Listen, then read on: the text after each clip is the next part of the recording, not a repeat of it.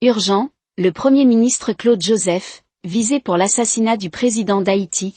3 Colombiens l'ont dénoncé et ont souligné que dans le groupe des mercenaires, seuls 7 étaient au courant du plan. Les autres ont voyagé trompés.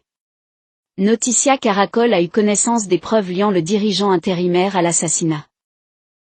L'assassinat de Jovenel Moïse a commencé à être planifié en novembre 2020 dans le bâtiment du siège de la CTU Security à Miami.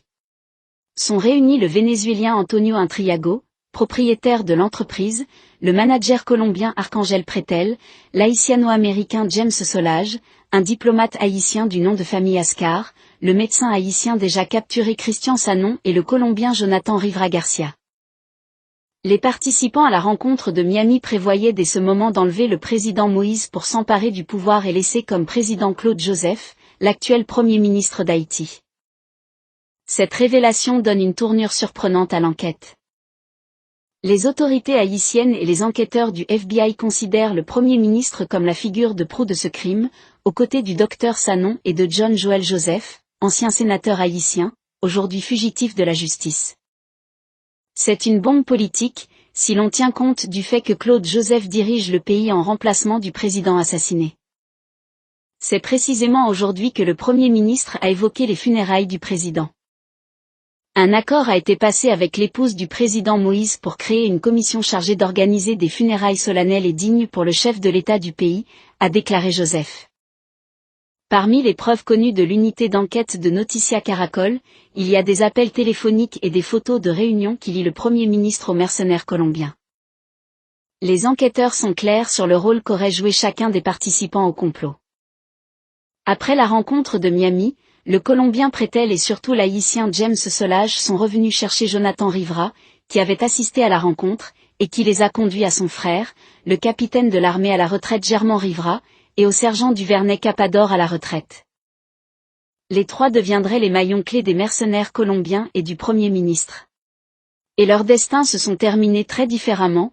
Jonathan n'était pas dans l'opération et est devenu un témoin exceptionnel dans cette affaire, tandis que son frère Germán a fini par être capturé en Haïti et Capador est mort à la résidence du président, aux mains des autorités haïtiennes. Les enquêteurs ont documenté qu'entre novembre et mai, Solage a maintenu une communication téléphonique constante depuis Miami avec Capador et les frères Rivera.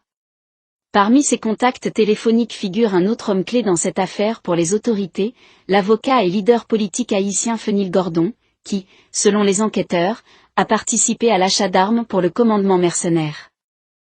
Le recrutement des assassins. La société à partir de laquelle l'assassinat a été organisé est la CTU, basée à Miami. Celui-ci aurait nommé le capitaine Germán Rivera et le sergent Duvernay Capador pour recruter les mercenaires. Tous deux sont allés à leur contact avec 3 sociétés colombiennes reconnues pour avoir envoyé des militaires à la retraite fournir des services de sécurité au Moyen-Orient.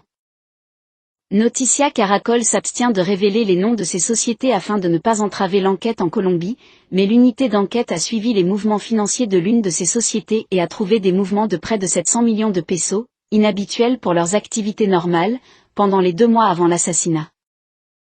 Les enquêteurs traquent également une multinationale britannique, l'un des plus grands acteurs mondiaux du marché des services de sécurité, et ses représentants en Colombie pour leur rôle dans le recrutement.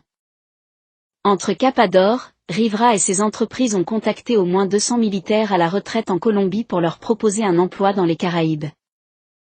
Pour différentes raisons, la majorité a rejeté la proposition. En mai, les recruteurs avaient déjà réussi à rassembler leur escouade de 21 retraités d'officiers, de sous-officiers et de soldats, la plupart ayant reçu une formation de lanciers et des forces spéciales. Ce sont eux qui se sont rendus en Haïti. Et de ce groupe seulement 7 connaissaient le véritable objectif de la mission jusqu'à ce moment-là, kidnapper le président Moïse. Le jour de l'assassinat du président. Le 6 mai, 2 mois avant l'assassinat, l'opération a commencé. Le sergent Duvernay Capador, les frères Germán et Jonathan Rivera, et un de leurs amis, le pilote à la retraite et policier Ronald Ramirez, ont quitté l'aéroport d'El Dorado pour Panama City, sur le vol CM-877 de Copa Airlines. Noticia Caracol connaissait exclusivement des images qui prouvent leur transit par l'aéroport de Tocumen dans la capitale panaméenne, où ils ont embarqué sur le vol CM-107 à destination de Saint-Domingue, la capitale de la République dominicaine.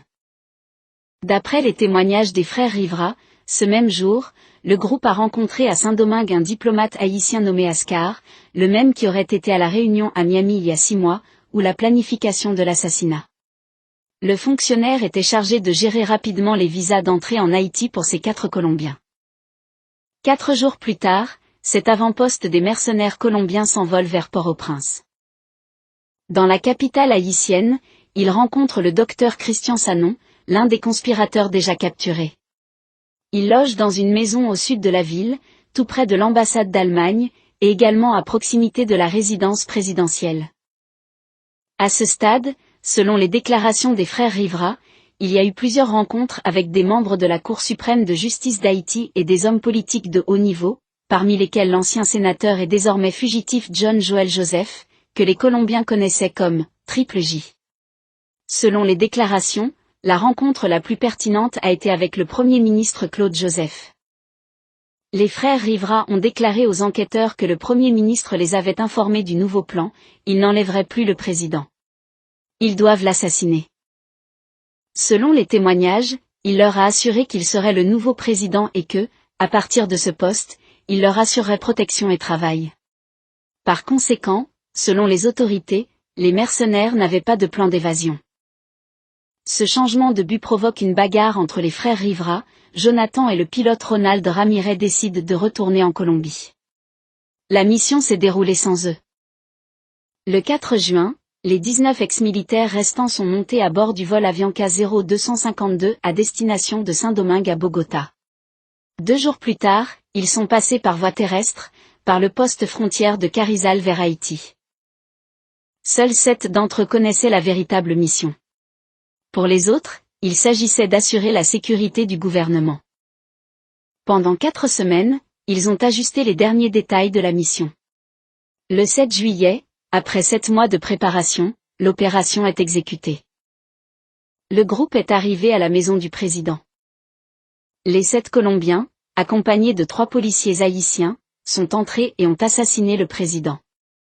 Ils auraient été Carlos Guerrero, Mauricio Romero, Duvernay Capador, Juan Carlos Yep, Manuel Grosso, Neil Duran et Nézé Franco. Traduction, Lacaille Info.